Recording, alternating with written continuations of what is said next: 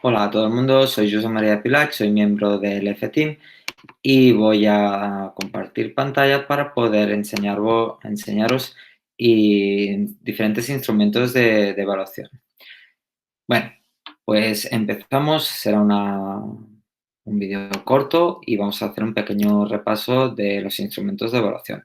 El equipo de trabajo del F-Team somos Luis Almiray, Carlos González, Chey Monguillot y Carla Zurita. Chey Munguillot ha realizado una entrevista y ha hablado de diferentes instrumentos de evaluación que mencionaremos y veremos a continuación. Y Carla Zurita ha compartido también un pequeño vídeo hablando de un pequeño proyecto. Antes de entrar a ver diferentes instrumentos de evaluación, me gustaría tener en cuenta diferentes conceptos que se tienen que tener en cuenta. Uno de ellos sería que los instrumentos de evaluación son básicamente y principalmente como para la regulación del aprendizaje, es decir, tienen que ayudar al alumnado a ser conscientes y a regular su aprendizaje, es decir, ya sea mediante la evaluación formadora y formativa y, siguiendo uno de los siguientes puntos, la calificación sería lo menos importante. En este sentido, la regulación del aprendizaje es para asegurarnos que el alumnado está aprendiendo.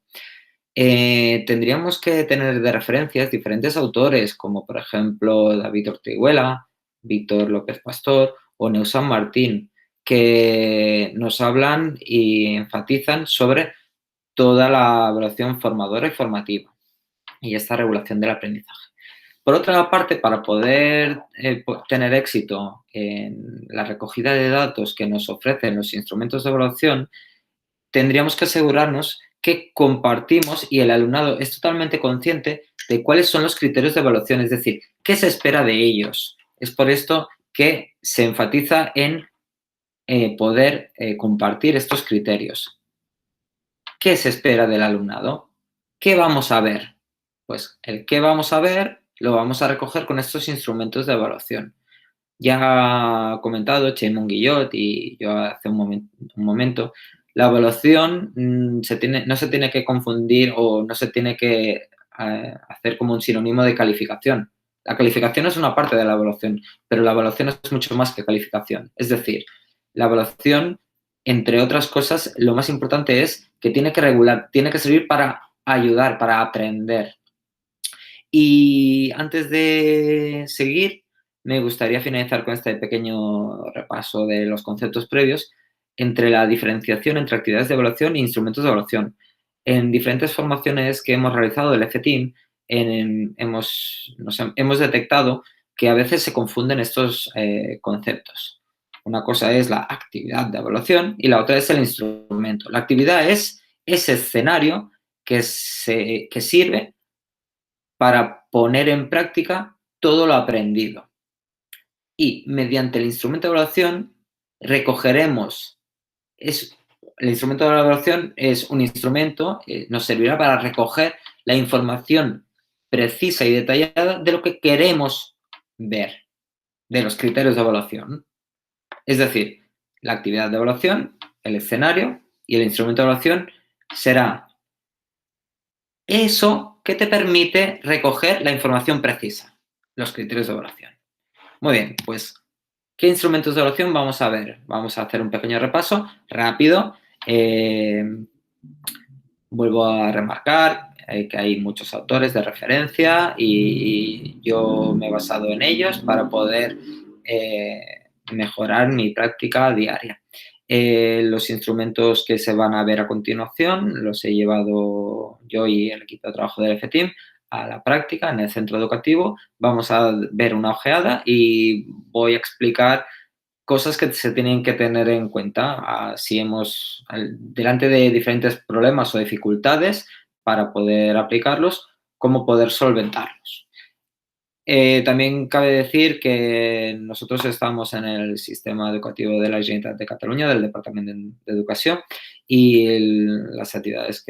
algunas de las actividades que se muestran están en catalán, pero bueno, es muy visual y otras informaciones se han extraído de diferentes formaciones que realizamos y bueno, eso no eximirá a que se pueda entender la información. Vamos a ver diferentes instrumentos sobre rúbrica, diario de aprendizaje, diarias de autoevaluación, base de orientación y checklist. Las tres primeras, Meritxell Monguillot ya ha hecho una pequeña pincelada. Sobre la rúbrica, comparto con vosotros este documento de Nosa Martín y Mercè Mas, que es un documento referente en Cataluña para poder entender las rúbricas. Las rúbricas se entienden con los criterios de realización, es decir, bueno, aquí podríamos entender los criterios de evaluación y aquí los criterios de calidad o los criterios de éxito, es decir, en qué nivel de calidad se ha realizado la tarea. Podríamos partir desde el excelente hasta el de menor calidad. En este documento, uno de los consejos que nos indican es que se tiene que partir redactando los indicadores de estos criterios de calidad del nivel excelente e ir haciendo la degradación. El nivel excelente sería la realización óptima y máxima. En este sentido sería si el alumnado realiza la actividad totalmente autónomo y, por ejemplo, si es capaz de ayudar al resto o si destaca por encima del resto a nivel de creatividad y con un nivel superior que la mayoría. En caso contrario, el nivel mínimo, el satisfactorio, sería, por ejemplo, o el novel, sería, por ejemplo, aquel alumnado que lo realiza, pero necesita ayuda. Muy bien, como vemos aquí, sería el experto, el máximo, y aquí tendríamos el aprendiz o el novel, en este caso. Muy bien. Antes he dicho el novel, pues el aprendiz sería ese alumno o alumna que necesita ayuda. Muy bien. Vamos a ver cómo desarrollamos rúbricas con el alumnado, porque sería un paso más allá, es decir, no dar la rúbrica hecha, sino poder realizar la rúbrica con el alumnado. Podríamos decir que sería una corrúbrica. En este caso, utilizamos este documento extraído de Ernesto Panadero. Una de las cosas más importantes sería el poder compartir los criterios de evaluación, fijaros, como os he dicho anteriormente. Es decir, el alumnado tiene que saber muy bien qué se espera de ellos y no tenemos que dejar que hagan la rúbrica y que la sigan realizando, sino que hemos de hacer una revisión constante, es decir, tenemos que ayudar al alumnado a regular, acordaros, regular para ayudar, para aprender, ¿de acuerdo? Vamos a ver una rúbrica de ejemplo que realicé en el instituto. En este caso era para primero de la ESO, para el calentamiento. En este caso, este es el material que di al alumnado, tal cual, en blanco, y el alumnado tenía que poner aquí qué criterios de realización, qué criterios tenían que hacer, qué tenían que hacer para realizar un calentamiento óptimo. Pues aquí tenían que apuntar diferentes ejercicios. Y en este caso, no tenían que escribir, que redactar indicadores, simplemente tenían que apuntar cómo lo hacían, en qué nivel. Si lo hace genial, si tiene que mejorar, bueno, lo hace bien, pero disculpa, no lo hace del todo bien, pero aunque lo intenta. O aquí simplemente se mueve, es decir, no lo hace nivel novel y nivel experto. Fijaros la degradación. En este sentido, no tenían que apuntar simplemente una cruz. ¿Por qué? Porque una vez redactaban los criterios de realización en parejas o en grupos de 4, realizaban una coevaluación con su rúbrica, con la rúbrica que habían realizado. Por lo tanto, cada grupo de 2 o de 4 tenían su propia rúbrica. Evidentemente que cuando finalizaban la formulación, la redacción de esta rúbrica que ellos y ellas realizaban, yo comprobaba. De esta manera también era muy interesante porque te das cuenta el alumnado que realmente tiene muy claro los conceptos y otros que no tienen claro qué se pide de ellos. Y es momento de regular este aprendizaje. Bueno, yo considero que si no habéis hecho nunca una corrúbrica y lo hagáis, pero piano a piano, poquito a poquito. Es decir, no hace falta que el alumnado redacte todos los indicadores o simplemente que marquen aquí qué se espera de ellos. O si alguien dice, mira, yo le voy a dar los criterios de realización.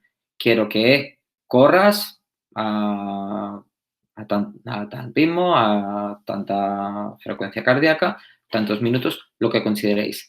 Y a lo mejor decís, y yo quiero que el alumnado redacte los indicadores. Bueno, también es una manera de hacerlo. Por otra parte, si nunca habéis hecho una rúbrica, dad la rúbrica vosotros. Le dais al alumnado. Consejos.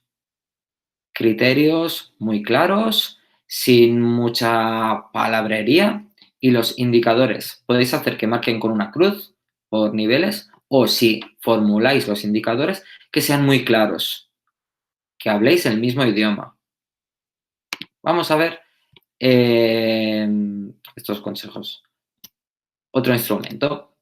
En este caso serían los diarios de aprendizaje que ha hablado Meritxell Monguillot, también conocidos como diarios, carpetas, portfolios, etcétera. Puede tener muchos nombres. La diferencia, antaño, se hacía la típica carpeta, el dossier del aula, en el cual se recogía todo el trabajo, simple y llano. Se recogía el trabajo y ya está. Con este portfolio o la carpeta de aprendizaje, lo que se pretende es que el alumnado no recoja lo que ha hecho, sino que recoja las evidencias, que sirva para que reflexione y sea consciente de cómo aprende. Es decir, tendríamos, como dice Xarxa de Competencias Básicas, que es otro referente en Cataluña sobre la evaluación, tendríamos que poder facilitar al alumnado que no sea capaz no solo de recoger, sino de evidenciar aprendizajes. En este caso, por ejemplo, comparto una actividad que hice con el alumnado. En este caso le digo diario de aprendizaje, no carpeta. ¿Por qué? Porque la carpeta sería un instrumento a largo término. Un curso, un trimestre. En el caso del diario, se puede recoger para momentos más puntuales. En este caso, una unidad didáctica. En este caso era una unidad didáctica que se llama Ponte en su lugar. E intentaba reflejar todas las vivencias emocionales del alumnado realizando prácticas de deporte adaptado, es decir, sobre todo lo que sería eh, eh, la resiliencia, la empatía, etc. Muy bien, pues era muy simple. En cada sesión se realizaba un deporte diferente y tenía que anotar diferentes vivencias, como he vivido en esta sesión, cómo he llegado a clase, cómo me voy, qué he sentido, etcétera, etcétera. ¿De acuerdo? Cada uno puede aportarlo como lo considere. En este caso era una hoja que se realizaba al final de la clase, al principio también, sobre cómo había dado clase. Se puede hacer de diferentes estilos, por ejemplo, como ya he dicho, la carpeta, un instrumento más elaborado, de más tiempo.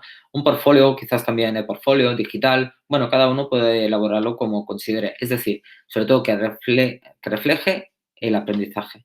¿Cuándo se realiza? Bueno, en este caso sería al final de la clase. Se puede realizar al final de la clase o si se dispone de dispositivos o de plataformas, pues una vez han llegado a sus casas. Cada uno lo puede valorar como quiera. Y sobre la evaluación, ya lo he comentado, es decir, el alumno tiene que reflejar.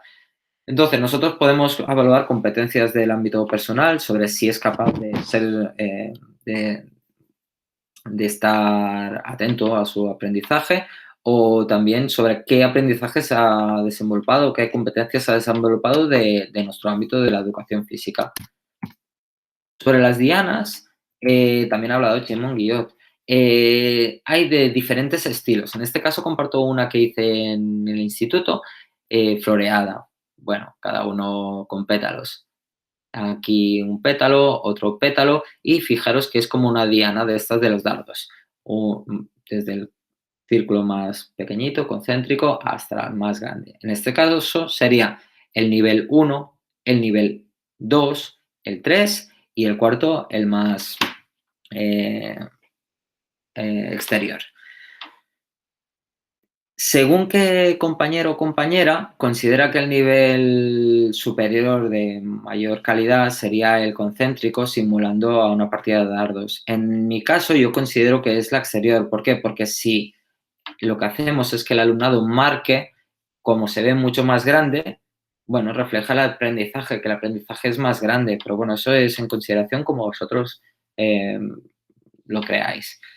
Y aquí, si os fijáis, están los indicadores, es decir, qué nivel correspondería desde el 1 hasta el cuarto. En este caso era sobre la condición física. El alumnado realizaba diferentes test de condición física, pero lo importante no era el resultado, lo importante era que valorasen su condición física. En este sentido, cuando realizaban los tests, se comparaban con el resto. Pero vuelvo a decir, como he dicho anteriormente, la calificación no era el resultado. Aquí el importante era que fueran capaces de identificar su condición física. Y en base a esta identificación venía un trabajo posterior. Muy bien, fijaros, realizamos la actividad, la hicimos con metodología Eichler en inglés. Aquí era de extremidades superiores, abdominales, salto, flexibilidad y correr. Fijaros, está pintado ese poquito porque está en Plastidecor, lo realizamos en clase. Aquí está hasta el nivel 2, del correr está hasta el nivel 3, el nivel 2 de flexibilidad. Bueno, el setups creo que está hasta el nivel 2, sí, correcto. Y esto era una diana de autoevaluación individual. Si consideramos que no queremos que cada uno tenga su diana de autoevaluación y lo queremos hacer en pequeño grupo, se puede hacer como, por ejemplo, aquí vemos, es decir, esta diana de autoevaluación está compartida por 1, 2, 3, 4 personas, grupos reducidos de 4. Y fijaros, se puede ver la diferencia. ¿Cómo sabemos de qué color corresponde a cada uno? Les podemos poner una leyenda, fijaros. Aquí hay un chico que se llama Pau, Laia, etcétera. 4 personas, cada color. Entonces, podemos ver de una ojeada la comparación más rápida entre grupos reducidos. Por ejemplo, en el upper body, fijaros, hay uno que destaca por encima del resto. O, por ejemplo, aquí en la flexibilidad, otra persona destaca. Bueno, es una manera de poder hacerlo. Por otra parte, también se podría hacer una diana de autoevaluación individual de esta manera, pero en diferentes momentos de la unidad o del curso. ¿Por qué no? Bueno, cada uno puede aportarlo como considere, con el fin de poder regular su aprendizaje y de ver su proceso. Vale, pues es lo que hemos comentado. Vale, y ahora vamos a ver los diferentes tipos. Por las redes hay infinidad de modelos y diseños. Por ejemplo, en Twitter está Digo Apuntes, que hace unas dianas preciosas. Aquí una de la compañera Meritxell Monguillot y hay muchas más. Bases de orientación. Las bases de orientación sería como una hoja de ruta, es decir, eso es un instrumento que nos indica claramente qué tenemos que hacer para realizar con éxito una tarea. Con esto tenemos que tener presente los criterios de evaluación. Los criterios de evaluación nos van a ayudar a realizar correctamente la actividad. Un consejo para la elaboración de la base de orientación. Bueno, por ejemplo, nos podemos preguntar en qué tengo que pensar o qué tengo que hacer para realizar con éxito esta tarea. Por ejemplo, esta base de orientación elaborada en mi centro con el alumnado, les di en blanco. En este caso yo les di, se puede dar ya hecha, pero creo que es mucho más efectiva si se hace con el alumnado. Eran para que el alumnado trabajara las partes del calentamiento. Evidentemente que este instrumento de evaluación se hizo como ya una de las últimas actividades de todo el proceso de enseñar del calentamiento. De esta manera, el alumnado ya tenía que saber cómo hacerlo. Por ejemplo, si consideramos que el calentamiento general tiene 3 partes, pues el alumnado ha apuntado aquí la primera parte cómo se llama, la segunda parte cómo se llama, la tercera parte cómo se llama. ¿Y qué tengo que hacer en la primera parte? Pues podemos poner ejemplos, una descripción o consejos. Nosotros le podemos decir, apunta lo que quieras. Es decir, sería como una chuleta. Es decir, si nosotros decimos, mañana no vendré a la clase, yo como profe no vendré porque tengo visita médica. Tenéis que hacer un calentamiento. Coged vuestra base de orientación, que ahí tenéis todas las fases y los momentos y los consejos para hacer un buen calentamiento. Sería una chuleta, ¿de acuerdo? Bueno, pues es un consejo. Yo prefiero que se haga conjuntamente con el alumnado, que no darle hecho. Por otra parte, si tenemos 25 alumnos en la clase, cada uno tiene que hacer la base de orientación. Yo considero, bueno, el FTIN considera que tenemos que reflexionar, sí, pero no tenemos que restar tiempo a la acción motriz. Por lo tanto, hemos de buscar un equilibrio. ¿Por qué no aprovechar del alumnado que está lesionado? O en grupos reducidos, pues si son grupos reducidos de 4 o 5 personas, pues que una persona acabe realizando la base de orientación con la ayuda del resto. Es decir, mientras están haciendo el calentamiento, uno va apuntando y los otros van indicándole qué tiene que apuntar. Bueno, es una manera de poder no restar tiempo motriz. Y finalmente el checklist. El checklist es una hoja de control con sí o no. Fácil. Es uno de los instrumentos más válidos para poder compartir los criterios de evaluación. Es decir, ¿hago esto sí o no? ¿Hago esto sí o no? ¿Este criterio lo hago sí o no? ¿Este criterio lo hago sí o no? De esta manera es muy claro. Consejo, el checklist antes que la rúbrica. ¿Por qué? Porque en el checklist están los criterios de evaluación como en la rúbrica, pero en el checklist los criterios de evaluación se controlan con un sí o no, independientemente de la calidad con la que se realice. Un paso de más calidad sería la rúbrica. Ya no dices sí o no, sino que indicas con qué nivel de calidad haces ese criterio. Bueno, pues esperamos que os sirvan. Son consejos que os damos desde el FTIM con instrumentos que se han llevado a la práctica en un centro educativo de secundaria de la zona de Barcelona. Saludos.